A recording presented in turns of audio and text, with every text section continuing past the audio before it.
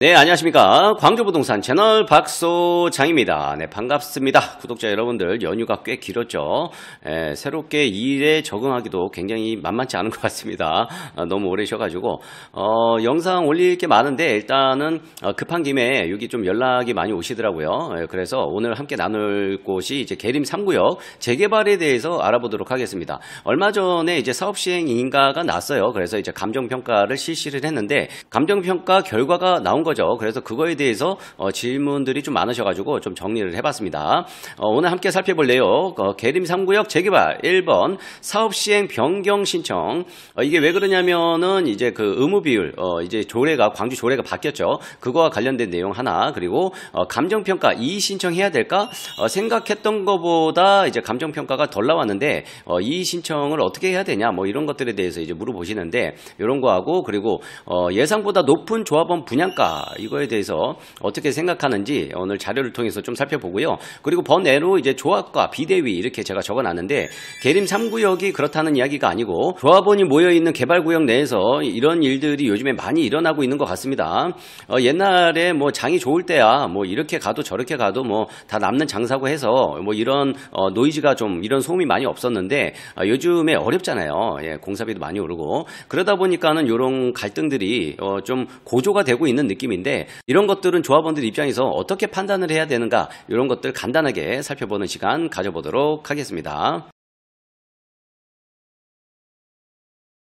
자료 살펴보기 전에 공지사항이 있습니다. 저희 사무실 이전했습니다. 주소는 북구 유동 131번지 대강 로제비앙 108호, 빨간색 그 별로 표시되어 있죠. 여기가 저희 부동산 위치입니다. 그리고 차를 이용하실 때는요, 여기 상가 주차장으로 들어오셔야 돼요. 여기 위에 쪽은 아파트 출입구이기 때문에 여기는 들어오시면 안 되고 상가 출입구로 들어오시면 됩니다. 그리고 오시기 전에 이쪽 나가는 전화번호로 전화 주시고 오시면 감사할 것 같습니다. 공지사항 끝.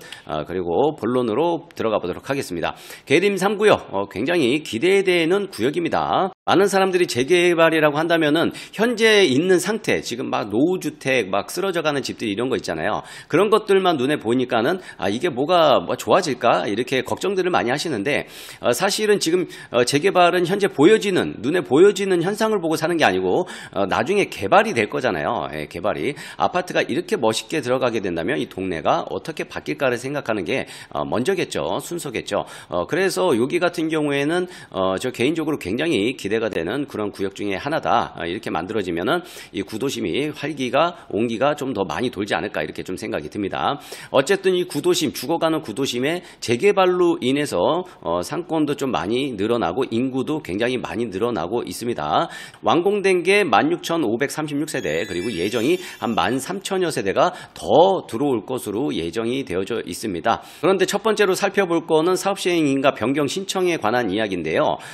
이거는 이제 여기 상업지역 있죠. 빨간색으로 표시된 이 상업지역 안에서 개발하는 재개발, 이런 것들이 이제 문제인데, 좀 이렇게 들어오게 된다면은 1차 순환로 이렇게 제가 적어놨는데, 여기에 있는 구역들 있죠. 다른 것들은 다 입주했으니까 그렇다 치고 여기에 있는 구역들이 재개발인데 상업지역에서 하는 재개발입니다. 주택에서 하는 재개발이 아니고, 그렇기 때문에 요게 이제 그 관련 법령이 개정이 된 거죠. 개정된 내용이 뭐냐면은 비주거 비율이 15%에서 10%로 하향됐다. 그렇기 때문에 이제 상가를 좀 많이 안 지어도 되는 거죠. 그래서 여기 보시면은 광주의 도시환경 정비 사업이라 그래요. 이게 상업지역에서 하는 재개발을 요렇게가 있는데, 이 중에서 임유동은 이제 완공이 됐고요. 그리고 누문구역 같은 경우에는 이게 적용이 안 돼요. 이게 15%로 적용되기 전에, 개정되기 전에 사업시행 인가를 놨기 때문에 제 개인적으로는 여전히 이렇게 갈 것 같아요. 근데 이제 바뀌는 것들은 이제 북동하고 계림 1, 계림 3구역이 이 바뀐 법에 직접적으로 적용을 받게 된다. 이렇게 좀 보시면 될 것 같아요. 예전에 지역별 상업지역 비주거 비율 이렇게 적혀 있는데, 다른 광역시는 다 10%죠. 근데 광주만 유달리 15%였고, 그리고 또 오피스텔도 제외가 돼 있다. 다른 것들은 이게 제외가 안 돼 있어요. 그러니까 유독 광주가 규제가 좀 심한 거다라고 이해하시면 됩니다. 그리고 서울 같은 경우에는 20%였는데 최근에 작년에 여기마저도, 서울마저도 10%로 바뀌었다. 그러면 광주만 전국에서 유일하게 15%였잖아요. 그렇기 때문에 이게 바뀌었습니다. 그래서 이제 법이 바뀌었는데 9월 24일 날 광주시 상업지역 비주거 의무비율 완화 추진했습니다. 이렇게 돼가지고 여기 15%에서 10%로 축소를 한다. 그래서 일부 개정 조례안이 10월 14일 입법 예고를 하고 있다. 그런데 입법 예고가 11월 27일 날 있었죠. 광주광역시 시의회에 들어가서 제가 다운받은 자료인데요. 심철희 의원님께서 보도 자료를 내셨습니다. 본회의가 통과가 됐습니다. 도시계획 조례 일부 개정 본회의 통과. 그래서 내용을 보니까는 15%에서 10%로 완화를 하는 조항이 통과가 됐다라는 거죠. 그렇지만은 심철희 의원님께서는 이제 하시는 말씀이 요것도 이제 당연히 완화가 돼야 되겠지만 한 가지 더 완화돼야 될 게 상업지역에서의 용적률 요게 다른 도시하고 너무 안 맞다라는 거죠. 부산 같은 경우에는 중심 상업지역은 주거 용적률을 최대 594% 그리고 대전은 740% 인천은 665% 이렇게 하니까는 굉장히 고층을 올릴 수 있는 조건이 되는데 광주는 이게 400%로 묶여 있어요. 상업지역에서 주택을 공급할 때는 400%를 넘지 못한다 이렇게 돼 있거든요. 다른 도시하고는 너무 차이가 많이 나죠. 그래서 이런 것들도 앞으로 연구해서 좀 바꿨으면 좋겠다 뭐 이런 취지로 이렇게 보도 자료를 내셨습니다. 제 개인적으로도 이런 것들은 좀 완화가 좀 돼야 되지 않을까. 시장에서 사업자가 개발을 선택할 수 있는 그런 환경을 열어줘야 되는 게 광주의 첫 번째 관문 아닐까. 그리고 너무 이제 반기업 정서가 광주가 강하잖아요. 기업을 유치하려면은 이런 것들부터 먼저 좀 완화가 돼야 되지 않을까. 그래서 어쨌든 15%에서 10% 바뀌는데 공포 후 시행될 예정이다 이렇게 보도 자료가 나왔는데요. 제가 이게 그 법률집 들어가 보니까요. 2024년 12월 13일 날 이렇게 바뀌었습니다. 그렇기 때문에 이제 완전히 법이 바뀐 거죠. 내용 살펴보시면은 여기 10% 의무 비율이 이제 바뀌었죠. 이게 원래 15%였는데 바뀌었습니다. 그리고 또 한 가지 의미가 있는 게 주거용 부대시설을 포함한다. 계림 3구역이 이 주거용 부대시설을 포함하지 않는다라는 논쟁이 있었잖아요. 그런데 법에 완전히 부대시설도 포함한다. 이 10%에서 이것을 포함해서 10%를 채워라 이거거든요. 그런데 계림 3구역 같은 경우에는 예전에 이거를 빼고 10%를 채우라 그래서 이제 논쟁이 좀 있었는데 이것마저도 이렇게 명확하게 바뀌었습니다. 사업시행 변경 신청이 어떻게 나올지 개인적으로 좀 궁금해집니다. 그렇지만은 여전히 준주택, 오피스텔이나 생활형 숙박시설 같은 경우에는 제외한다 이렇게 돼 있고 예전에 이게 남목이 있었는데 남목은 삭제가 됐습니다. 그리고 여전히 상업지역 안에서 용적률은 400% 이하로 한다라는 거는 바뀌지 않고 존속돼 있다 이렇게 좀 이해하시면 될 것 같습니다. 그래서 궁금하신 추진 일정 예상을 좀 해보면 일단은 1차적으로 조합원 분양 신청을 지금 준비를 하고 있어요. 조합집행부에서. 그래서 평형 신청 어떻게 해야 할지 지금 미리 좀 생각을 해두시는 게 좋을 것 같습니다. 그리고 이제 2번 사업시행 변경 인가 신청. 그렇지만은 이거는 현재 이미 준비 중입니다. 그렇기 때문에 이 두 개가 투트랙으로 같이 가고 있다 이렇게 생각하시면 될 것 같습니다. 그리고 사업시행 변경 인가 신청 내용에 대해서는 이제 추후 총회를 통해서 올해 총회를 통해서 공시할 예정이라고 하니까는 그때 참고하시면 좋을 것 같습니다. 그리고 이제 두 번째 살펴볼 게 이 신청을 통해 감정평가액을 올릴 수 있을까 요 문제입니다. 일단은 1번 현금 청산자는 가능하다. 내가 이거 분양 신청 안 하고 싶어요. 그래서 그냥 난 돈 받고 나갈래 하시는 분들 있죠. 이런 분들은 소송을 통해서 얼마든지 감정평가를 올릴 수 있습니다. 청산평가에서 한번 올릴 수 있고요. 그리고 이때 조합집행부에서 평가할 때 조금 올려서 이미 줍니다. 그리고 수용 재결할 때도 이제 이의 신청해가지고 올릴 수 있고 그것마저도 이제 마음에 안 들면은 소송을 통해서도 단계적인 증액이 가능하다. 이렇게 이해하시면 될 것 같아요. 그런데 나는 현금 청산자가 아니고 나 여기 아파트 받고 싶어. 단순히 감정평가액을 올려서 나중에 추가 분담금이 줄어드는 효과를 원한다. 이렇게 생각하시는 분들은 쉽지 않을 겁니다. 분양 신청을 고려하신다면 이건 어렵다. 성공 사례가 굉장히 희박하기 때문에 그 희박한 성공 사례가 내가 될 것이다 라고 착각하면 안 될 것 같습니다. 겁니다. 이유를 간단히 좀 설명을 드린다면은 감정평가의 잘못을 내가 이의제기를 신청을 한다. 그렇다면은 소송을 통해서 해야 되는데 관리처분 취소 소송으로 다투어야 합니다. 관리처분이 전부가 아니고 일부 관리처분 해당 토지만 이렇게 취소 소송을 해서 다투어야 되는데요. 취소 소송이 인용이 되려면 부당하다라는 정도가 안 되고요. 완전 위법한 게 드러나야 그제서야 이게 가능한 겁니다. 예를 든다면 시가평가액이 한 10억 정도 나왔어요. 그런데 감정평가액은 한 8억 정도로 나왔다. 그런 이유만으로는 안 된다는 겁니다. 내 땅뿐만이 아니고 다른 사람 땅도 다 그렇게 나왔어. 그러면 이거 안 된다는 거예요. 그렇지만은 균일한 수준으로 전부 저평가된 경우가 아니라 만약에 이제 특정 필지가 인근 유사 필지에 비해서 상대적으로 현저하게 저평가가 되었을 때는 이거는 위법 여부를 다툴 여지가 있죠. 그런데 감정평가사가 하는 일을 일반인이 알기가 쉽지가 않습니다. 그렇기 때문에 무엇이 위법한지 따지기가 굉장히 어렵습니다. 변호사분들도 굉장히 전문적으로 하시는 분들 아니면 잘 모릅니다. 그렇기 때문에 일단 이 2번에 해당하는 경우 2번에 내가 해당이 된다 이거 그냥 웬만하면은 포기하시는 게 맞지 않을까. 그렇지만은 일부 감정평가사는요 사업시행과 전에 감정평가 시가 감정평가를 받으라고 합니다.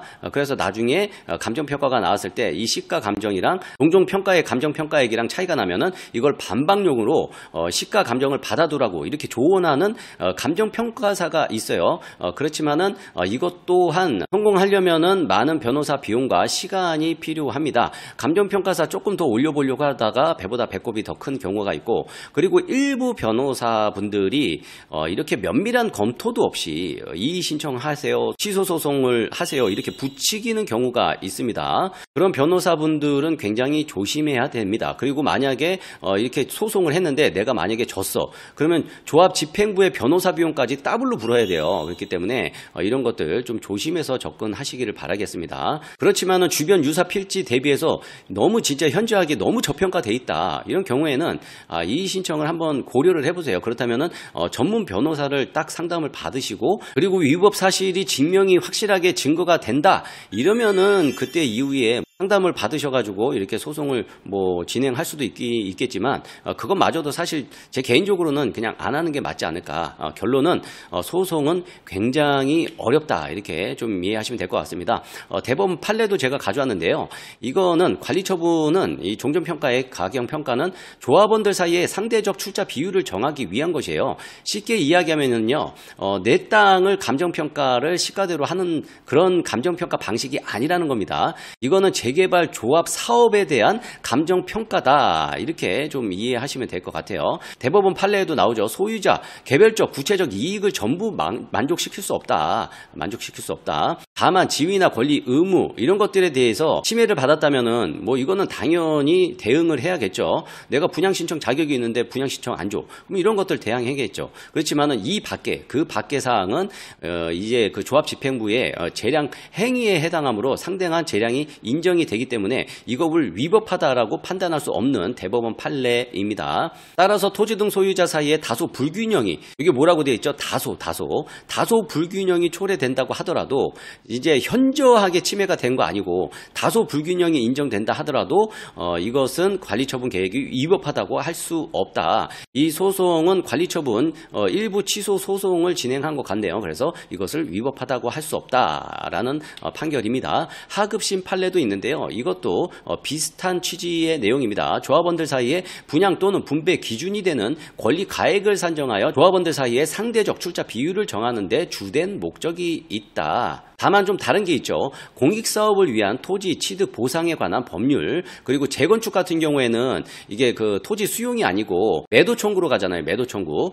이런 것들은 좀 다르다는 거예요. 이 지금 재개발과 재건축, 그리고 재개발에서 현금 청산자 이런 것들의 감정평가하는 방식하고는 상당한 이 차이가 있다라는 판례입니다. 그렇기 때문에 현저하게 감정평가액이 침해된 거가 아닌 이상에는 웬만하면은 이런 것들 생각을 안 하시는 게 맞지 않을까 생각합니다. 그리고 이제 생각보다 높은 감정평가, 제가 생각하기에는 감정평가가 생각보다 좀 높게 나왔거든요. 그런데 또 문제는 생각보다 분양가도 좀 높게 나온 것 같습니다. 제 개인적으로는. 그렇지만은 이거는 어쩔 수 없이 우리가 받아들여야 되는 문제가 아닐까. 우리가 현실을 좀 받아들여야 될 문제가 있을 것 같아요. 제일 큰 거는 공사비 인상은 개발 사업에서는 거의 재앙 수준으로 너무 많이 올라버렸어요. 저도 공사비가 단기에 이렇게 빨리 올라가는 건 저도 처음 보는 거라 이거 거의 재앙 수준이다. 개발 사업 자체가 안 되는 사업장이 많지만 일부 광주 재개발은 과거에 비해서 수익이 많이 줄어들었지만 그래도 이 개발이 가능한 사업입니다. 그렇기 때문에 우리가 과거에 알고 있었던 조합원 분양가가 아니라 그래서 이것을 부당하다라고 우리가 생각해야 될 건 아니다. 좀 이렇게 생각하고 이런 것들은 제가 좀 설명을 자세하게 드리려면 좀 시간이 걸려요. 이게 여러 가지가 다 엮여 있거든요. 그렇기 때문에 일단은 조합원 분양가 일단은 우리가 받아들여야 될 현실이 아닐까. 그리고 계림 3구역 보니까는 이제 아파트 컨디션이 굉장히 좋게 지어지는데 이 늘어나는 공사비는 우리가 좀 감당을 해야 되기 때문에 그래서 조합원 분양가도 어느 정도는 좀 감당을 해야 되지 않을까 이렇게 생각이 듭니다. 그리고 마지막으로 볼 거는 이제 조합과 비대위의 이런 논쟁들이 요즘에 여러 가지 구역에서 많이 일어나고 있는데 일단은 우리가 좀 조심해야 될 것 같아요. 정말 선의의 비대위가 있겠지만 대부분은 그렇지가 않은 부분들이 좀 많은 것 같습니다. 그렇지만 제가 일부 개발 조합 사업에서 이런 논쟁들이 일어나는 구역들을 살펴보면은 제가 드는 생각은 이겁니다. 명백한 이혼 사유가 있다면은 이거는 이혼하셔야죠. 예, 이혼하셔야죠. 막 폭행을 휘둘렀다, 바람을 폈다, 뭐 두 집 살림했다, 뭐 여러 가지 이혼 사유들이 있잖아요. 이런 명백한 이유가 있다면은 이혼을 해야 된다고 생각합니다. 그렇지만은 이혼 사유가 있다 하더라도 이제 자식들 생각 때문에 참고 이렇게 견디시는 분들도 있는데 어쨌든 그런 분들의 생각도 저는 존중이 돼야 된다라고 지금 생각이 듭니다. 그렇지만은 제가 생각하는 건 요즘에 너무 도가 지나치게 조합 집행부를 비하하는 발언들이 꽤 많은 것 같습니다. 제 생각은 양말 뒤집어 놨다고 그건 이혼 사유가 안 됩니다. 그리고 계림 3구역 같은 경우 얼마 전에 감정평가 나왔잖아요. 감정평가. 감정평가가 내 마음에 안 들었어. 그러면 이게 조합 잘못인가요? 조합? 감정평가를 조합이 하지 않아요. 감정평가사가 합니다. 문제가 있다면 감정평가사한테 얘기를 해야 되는 겁니다. 그리고 이제 많이들 이야기하는 게 뭐 소통의 부재 뭐 이런 이야기를 하는데 계림 3구역의 이야기가 아니라 어떤 구역에서는 너무 소통이 안 된다. 근데 제가 봐도 제가 조합 집행부면은 소통하기 싫을 것 같아요. 죽자고 달려드는데 그럼 만나서 무슨 얘기를 하겠습니까? 맨날 싸우는데. 그리고 또 어떤 분들은 인허가가 왜 이렇게 안 나오냐 막 이렇게 얘기하시는 분들이 있는데 사실은 인허가에 대한 문제는 지자체의 영역입니다. 지자체. 인허가권자는 지자체잖아요. 그러면 인허가가 잘 안 난다는 거는 지자체가 허가를 안 내준다는 이야기잖아요. 근데 이 모든 잘못을 조합 집행부가 잘못했다. 이거는 제가 보기에는 이건 너무 약간 선동 정치에 가까운 내용들이 아닐까 제 개인적으로는 이렇게 생각이 듭니다. 어쨌든 제가 이런 것들을 제가 말씀드리는 이유는요. 불필요한 분쟁은 좀 줄이는 게 서로의 건강에 도움이 되지 않을까 하는 취지에서 이렇게 말씀드렸으니까요. 너무 예민하게 받아들이지 않으셨으면 좋겠습니다. 더 자세한 내용들이 이제 나오게 된다면은요. 그때 영상 또 만들어 갖고 올려드릴 테니까 그때 참고해서 시청하시면 도움이 될 것 같습니다. 오늘 자료는 여기까지 준비했습니다. 저는 이만 여기서 물러나 보도록 하겠습니다. 지금까지 광주 부동산 채널의 박소장이었습니다.